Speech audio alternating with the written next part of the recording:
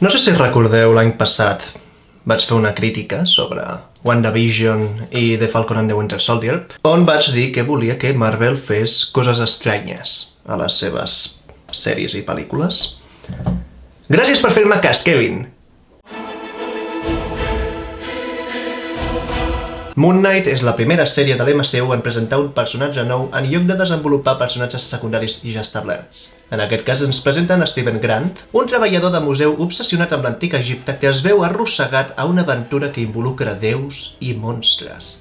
I si ja heu vist la sèrie, haureu notat que hi ha temes importants que no he dit. Prefereixo dir-los més endavant. El primer que s'ha de dir sobre Moon Knight és que Oscar Isaac és un grandíssim actor. Està entre els millors actors de l'MCU i jo el col·loco ben al costat d'Elizabeth Olsen després de WandaVision.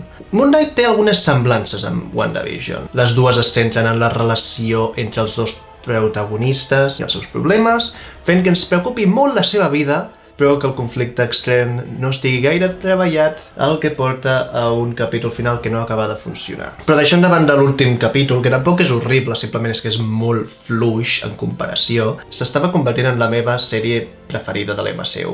És molt diferent a la resta de títols que hem vist de moment, i no m'esperava que entressin en alguns dels temes que entren. Tinc la teoria de que Disney dona molta llibertat a Marvel, perquè, total, tindran èxit, així que s'estan com rebel·lant una mica i fent coses que no haurien fet abans. A cops, Moon Knight no sembla de Disney+.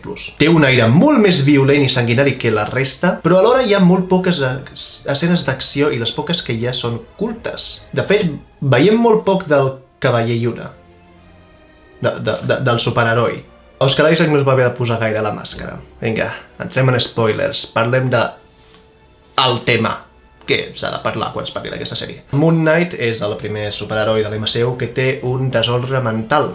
Pateix de trastorn d'identitat dissociatiu, el que significa que en el mateix cos hi ha més d'una personalitat. Steven Grant és una personalitat que de fet està creada per la personalitat original, que és Mark Spector. No intentaré fer-me l'expert, no sé gaire sobre el trastorn d'identitat dissociatiu, però sí que he llegit una mica. Han explicat els directors i guionistes, i fins i tot els actors, que van fer molta recerca sobre el tema per poder-lo tractar de manera seriosa, realista i, sobretot, respectuosa. La gent amb desordres mentals s'acostumen a utilitzar com a monstres en pel·lícules comercials i s'agraeix que la principal franquícia del cinema actual no ho faci. A més, durant la sèrie van insinuant que potser hi ha una tercera personalitat. I bé, t'ho confirmen a l'escena postcrèdits, a l'últim capítol, però la manera que ho presenten és una mica estranya, no em va acabar de convèncer. El principal problema amb l'últim capítol és que va molt ràpid. Els 5 capítols anteriors tenen un ritme calmat, és una sèrie d'aventures i acció, però es pren el seu temps per explicar-te la informació necessària i de sobte es converteix en Godzilla vs Kong. No, Marvel, no necessitàvem veure un cocodril gegant lluitant contra un esquelet d'ocell, també gegant. Si no fossin gegants, ho hauria suportat, però són gegants, així que... Per cert, ara és un bon moment per dir que, mentre que el guió és bastant sòlid, per alguna raó Khonshu té les frases més comiqueres que he sentit en molt temps. Oblides, petit cuc, que encara sóc el déu del cel de la nit. Sigues el meu puny de venjança, el meu cavaller lluna. Una altra cosa, en el capítol final, a la deessa hipopòtam aquella, que no recordo com es diu, perquè déus egipcis, no me'n recordo els seus noms, posseeix a la Layla, i això crea la primera superheroïna egípcia, perquè això mola molt, però des de quan els hipopòtams tenen ales? Vull dir, fa molt temps que no veig un hipopòtam, han canviat molt? Igualment, els 5 primers capítols són tan bons que jo, almenys jo, puc suportar un final fluix. Té moments tan estranys que, insisteixo, encara em sorprèn que sigui Disney+. Al quart capítol hi ha un sacerdot zombi que els persegueix perquè els vol arrencar els òrgans. I després, Ethan Hawke, que tampoc ho fa gens malament, per cert, mata els protagonistes, els fot un tret, i el 5è capítol se'l passen al més enllà, arreglant la seva relació, aprenent coses sobre l'un de l'altre, com es va posseir Khonshu, què hi va causar l'Steven, i ara jo em pregunto, què va crear el Jake? Perquè pel que he llegit, el trastorn d'identitat dissociatiu el crea un trauma infantil. Què més li va passar a aquest home? per haver de crear una identitat tan violenta com el Jake? No sé, suposo que us ho explicaran. Espero que facin una segona temporada o una pel·lícula pròpia. No estaria malament, tampoc. No puc esperar a veure més de l'Steven i del Mark. Vinga, passem al segon títol.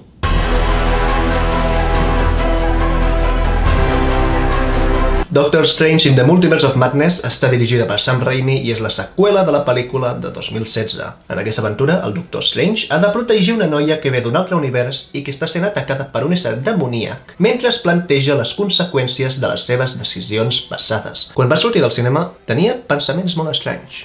No sabia dir si em va agradar més que la primera o no. Perquè la primera Doctor Strange a mi m'agrada, però alhora reconec que segueix una fórmula molt segura en el tema argument. En canvi, la segona té tots els problemes que vulguis. Ara, no va lo segur. Definitivament no va lo segur. Comencem amb que es nota molt que el director és Sam Raimi. Això ho havia sentit abans i puc dir-vos que no entendreu què vol dir aquesta frase fins que la veieu. Per una banda, la càmera es mou d'una manera molt dinàmica. Això és molt divertit, veure la càmera movent-se. Per l'altra, la pel·lícula té moments molt estúpids. Recordem que Sam Raimi és el director de les pel·lícules d'Evil Dead, de les quals ara mateix jo només n'he vist les dues primeres, però que ja entens bastant el to d'aquest home. I alhora, és el director de les primeres Spider-Man, que també es nota, per una banda, el seu interès en el terror i el seu interès en posar moments molt estúpids.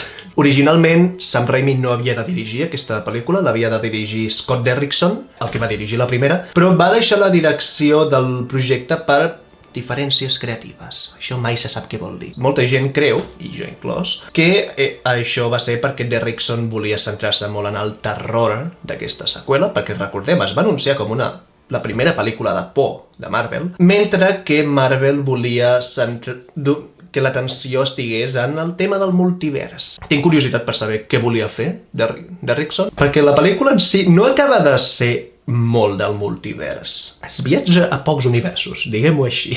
I sobre el terror, jo vaig trobar que eren 4 sustos i algunes escenes amb una atmosfera claustrofòbica molt ben construïda, però crec que els nens més petits poden tenir bastanta por durant alguns trossos, sobretot amb l'antagonista, que no diré qui és encara. Crec que el terror està ben utilitzat i pot ser una bona introducció per al gènere, per al públic que no hagi vist gaire de terror. Tot i això, aviso, hi ha moments una mica gore.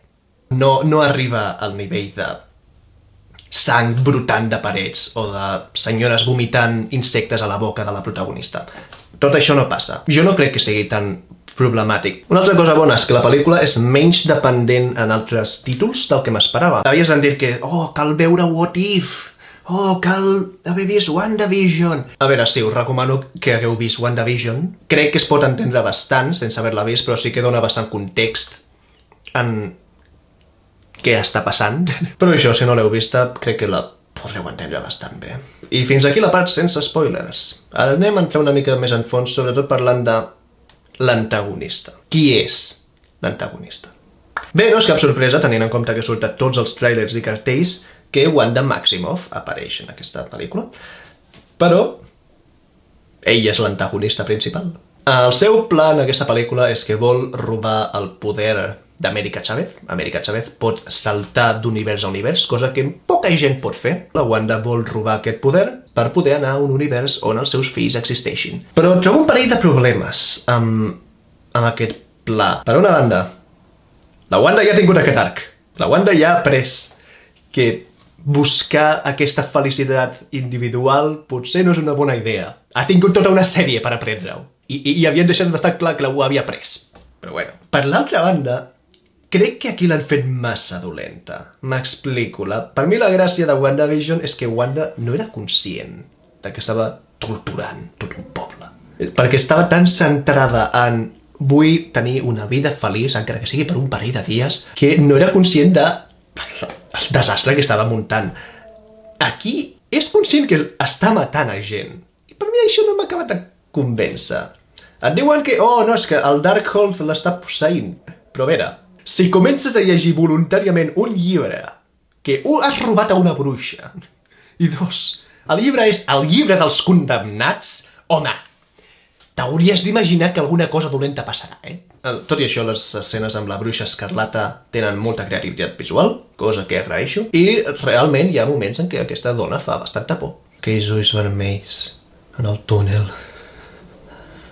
I es posa molt més violenta del que esperava i comet algun dels assassinats més horripilants que hem vist en cap pel·lícula de Marvel. Es posa bastant creativa amb els Illuminati. Els Illuminati són una mena de venjadors d'un altre univers, són un grup de superherois que cadascú representa com un món diferent. I això, tenim bastanta gent, mira, hi ha una Capitana Marvel alternativa. Bé, també surt la Capitana Carter, interpretada per la mateixa actriu que feia de Peggy a les pel·lícules de Capità Amèrica, i que per tant podríem dir que això fa que What If sigui canon. Bueno, tampoc m'agradava tant What If. També surt Black Bolt, que confirma l'existència dels Inhumans a l'MCU.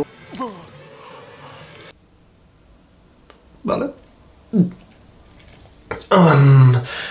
I John Krasinski, interpretant a Mr. Fantastic, decisió de càsting que tothom volia veure i que a més això confirma l'existència dels 4 fantàstics a l'MCU. En aquest cas farem servir un grana padano, un formatge de vaca, el ratllarem.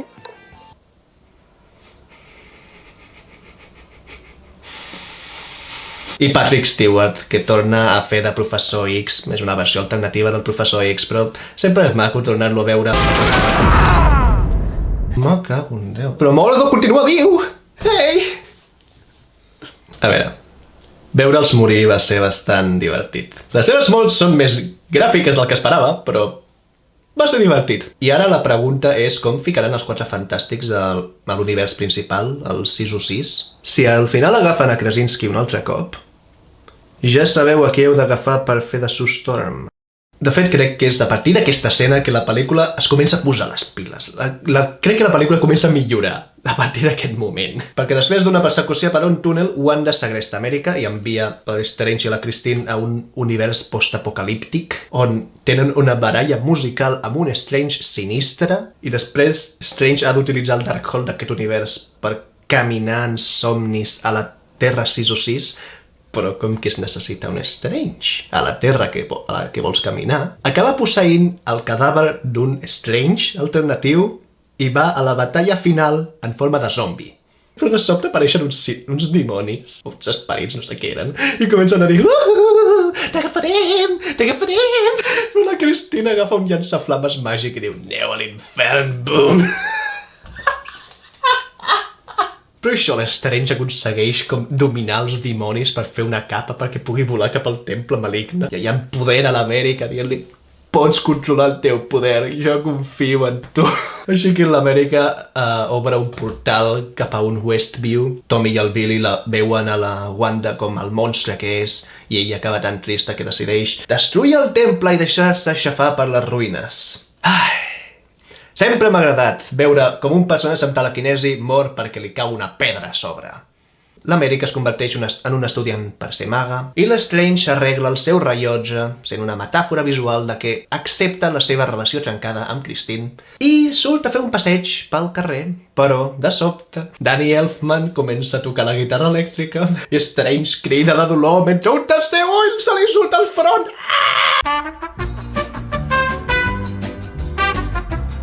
S'han acabat els crèdits. Veiem a Strange continuant amb el seu passeig tan tranquil. Veig que se li ha passat ràpid el patiment. I de sobte, darrere seu apareix la Charlize Theron, que obre un portal i l'Strange obre el tercer ull i diu venga, me voy contigo. És que no sé ni tan sols qui representa que és la Charlize Theron. Ara tinc curiositat. Qui és? Un moment. Val. Acabo de fer una petita cerca. Charlize Theron interpreta a Clea, que és una maga. Als còmics és un interès amorós de Strange. Interessant. I és la neboda de Dormammu.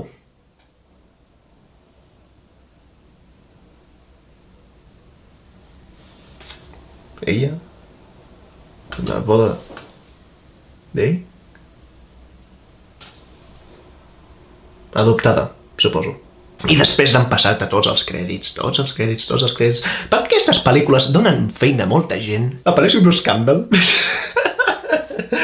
Actor protagonista de les pel·lícules Devil Dead i que ha fotut cameos a totes les pel·lícules de Sam Raimi, incloent les Spider-Man, que abans l'Strange l'havia fet un encanteri perquè s'estigués pagant. I això, de sobte apareix Bruce Campbell pagant-se la cara i de sobte deixa de pagar-se, es mira les mans, somrient, i mira a càmera per dir «S'ha acabat! Talla negra!» Aquesta pel·lícula és tan estúpida que és una genialitat. És que no puc dir-ho d'una altra manera. Perquè, a diferència d'altres pel·lícules que són estúpides, aquesta ho fa bé. L'atmosfera de por està bastant aconseguida, la pel·lícula té personalitat i moments creatius, i sembla que Sam Raimi va fer el que li donava la gana. Hi ha moltes pel·lícules de superherois que no tenen cap d'aquestes coses, i en canvi són ben considerades per la gent. He dit abans que crec que Disney està donant molta llibertat a Marvel ara. També suposo que Kevin Feige és conscient de que no faran res amb el mateix èxit que Endgame, així que sembla que hagi decidit fer coses estranyes encara que això faci que no tingui tant èxit. Això explicaria els títols més experimentals, com això, com Eternals, Doctor Strange 2, Moon Knight, moments de WandaVision i pel·lícules i sèries properes, vull dir, Thor Love and Thunder sembla una pel·lícula d'autorealització i Miss Marvel sembla un Scott Pilgrim adolescent. I què voleu que us digui? Jo estic perfectament d'acord amb que experimentin, encara que això signifiqui perdre la interconnectivitat o la sensació d'anar cap a una direcció concreta. És la principal saga de cinema comercial actual. Hi ha molts imitadors, hi ha molta gent que està intentant copiar l'èxit i no ho estan aconseguint. Si veuen que Marvel s'està posant experimental, potser tots aquests imitadors diuen potser experimentar és una bona idea. I així els universos cinematogràfics que ens estiguin intentant copiar l'èxit de Marvel, com a mínim tenen una personalitat pròpia, perquè ara mateix hi ha molts que no en tenen. No sé, això és el que jo voldria. Feu-me saber què creieu vosaltres, si voleu veure aquest MCU experimental o si voleu que tornin a l'estil anterior. Expliqueu-me què penseu de Moon Knight i de Doctor Strange 2 i ens veurem pròximament. S'ha acabat!